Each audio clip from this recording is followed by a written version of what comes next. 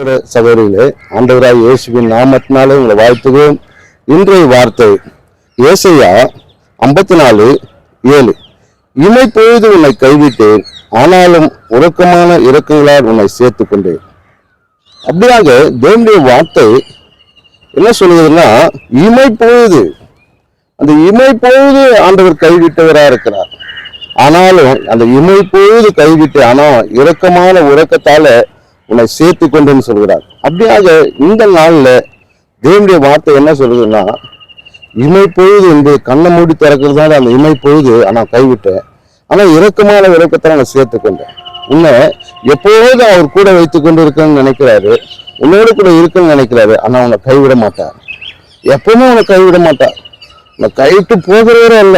எந்த சூழ்நிலை இன்னைக்கு கைவிட்டு போல இருக்குதா உன் நிலைமை?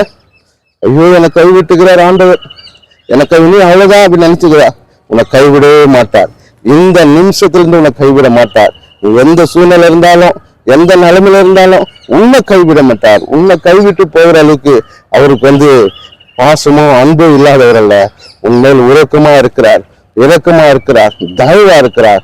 தேவன் உன் வாழ்க்கையில பெரிய காரியத்தை செய்வாராக. ஆமென்.